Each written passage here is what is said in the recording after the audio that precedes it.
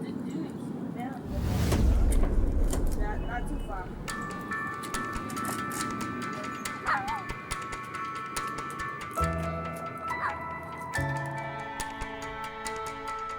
I thought about not going to prom because I feel like it's not fair that my friend was most excited about prom and then she got killed on her way to get a prom dress.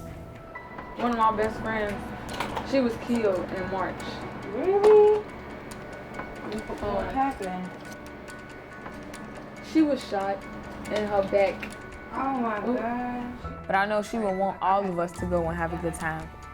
She was pronounced dead on the 13th. She would be so excited because it's here, like this is what we've been waiting for. No, they can't go outside right now.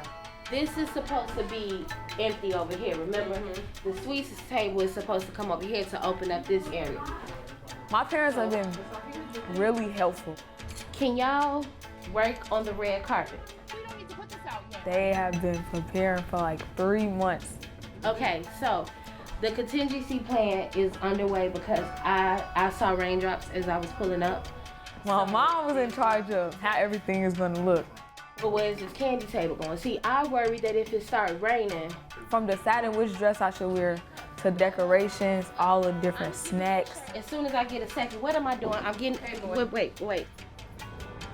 It was so hard finding a car. My dad found me a car. My dad's job was the car and the money. Grab yours. His birthday was last week. He didn't even do anything for his birthday because he was putting all his money towards my prom send-off. I was like, what do you want to do for your birthday? Nothing, I just want to spend my money on you. Like he told me he wanted to spend his money on me. I don't even know how to thank them. They've been a lot of help this year because I really needed them. Out of all of my 4 years, this is the time that I really needed them. Just mentally, losing my friend, and my dad was shot. A lot of traumatizing things. Everything I went through and everything I'm going to go through, I know I have a good support system.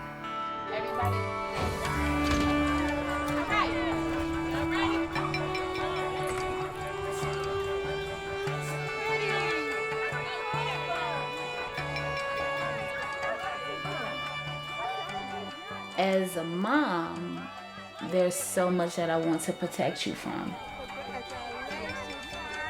And it saddens me that there are several things that I can't. And, you know, the violence surrounding our city is one of them.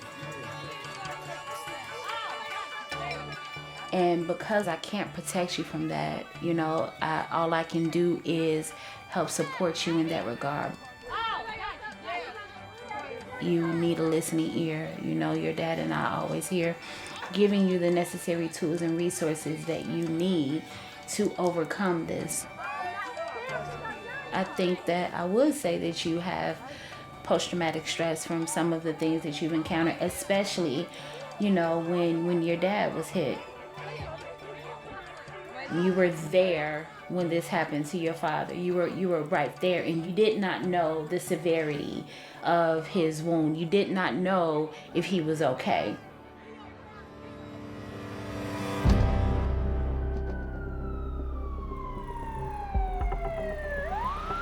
So it was on a Friday, September 21st. They were like, yeah, we're gonna do a balloon release because tomorrow is your uncle's birthday who was killed. I was excited because when we do stuff like that, the whole family come out. So I pull up to the block, police already there. It was so many of them, like all you see is just blue lights. And I already knew something bad was about to happen because my hands start shaking. I just got that feeling like, uh-oh. I asked my cousin, like, where's my dad? It was hard to point my dad out. I was like, Daddy. So I'm looking for him and I see him. And then somebody just started shooting, pop, pop, pop. It was like 9 shots. And my dad got hit. I didn't know where he had got hit. I just knew he was on the ground. I froze up. And then by the time I came back to reality, I'm screaming, and he not even right there no more. I don't know where he went. I just remember me consistently asking for my dad. Where's my dad? Where's my dad? Where's my dad? He was in the ambulance. And I'm crying, I'm banging on the door like, I need to see him and see if he okay. And then the paramedics opened the door. And my daddy, I seen him move his head. He like, I'm okay, I'm okay. I'm like, I thought I lost my dad, so that was literally the worst. Oh man, it impacted India greatly. She could not sleep. She would not sleep. She even had a hard time sleeping when we pulled her in the bed with us. You know, because she said every time she closed her eyes, she replayed that event in her head. I got a lot in my head that I can't escape from. Like, I keep replaying these events and I don't know what's wrong. Like in school, I would always move my desk to where I'm facing everything. I could see everything because, I don't know, I just want to pay attention to my surroundings. Like restaurants. If I go to a restaurant, I'm looking at all the exits. I'm trying to pay attention to who came in and stuff like that. At parties, I try to be aware of everything. It kind of like gets in the way of me having fun because I'm so concerned about what's going on, I can't really enjoy myself in the moment. And I was talking to my mom and I told my mom that I think I had PTSD. But I was so scared to tell my mom because I didn't know how she would react. You look good. You look really pretty. Oh, my shoes. Yep. She basically just said, like, Mommy, I want to go to counseling.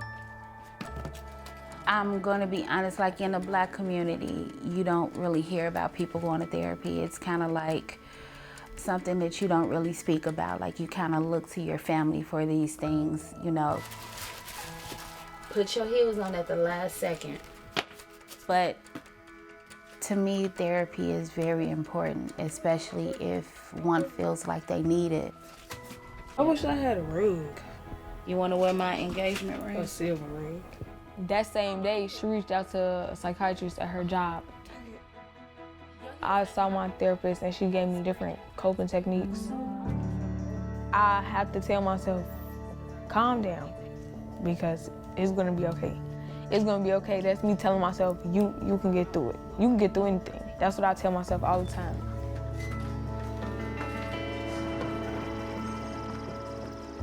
If we all had, you know, the money, honestly, or the resources to just say, you know what, to hell with this, let's move. Snap our fingers, we're in a different environment. Everyone would do that, but that's not the reality. The reality is, this is what we're faced with, and we have to keep moving. We have to support each other. We have to seek therapy. We have to do a lot of praying.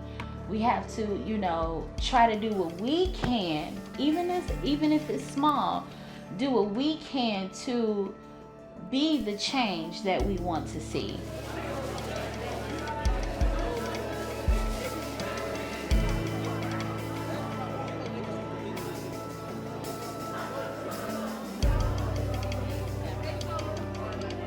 Cheese.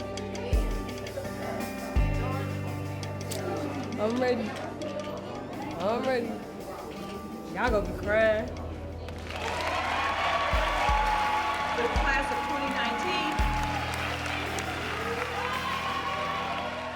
I doubted myself a lot throughout my high school years. And I'm proud of myself that I actually did it. Like, I was just thinking I did it. Like, all my hard work is finally paid off. Keep down. Zakia Green. India Hart.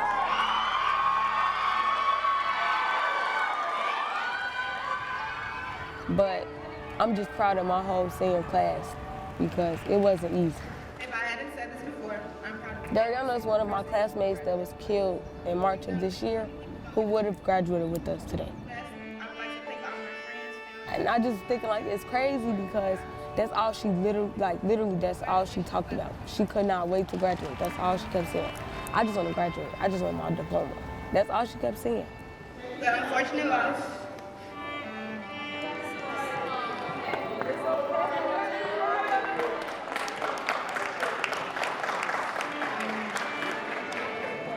So we got a teddy bear, like a graduation teddy bear, and we all signed it and wrote a message to Dariana, and then we presented it to her mom at graduation, along with her cap and gown.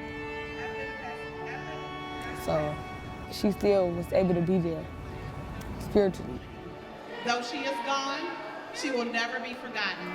Her memory will live on in our hearts, and we want to celebrate her today, as well as present her mom, Miss Katina Gunn, with her diploma.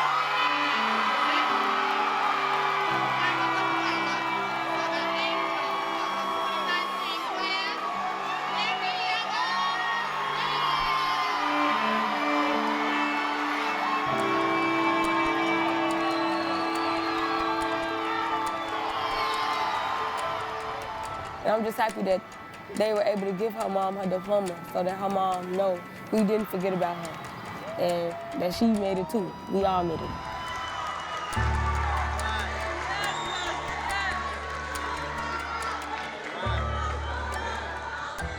When I was younger, I viewed the whole world a little bit different. Like when you were younger, stuff could just roll off your shoulders and stuff like that, but like when you get older, you start to notice stuff and then stuff starts to bother you.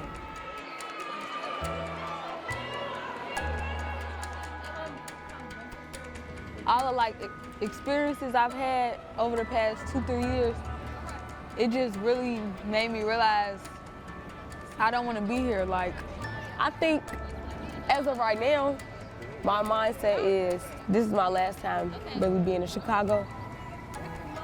When I graduate college, I don't plan on coming back. I just want to escape. And I want to kind of like start over.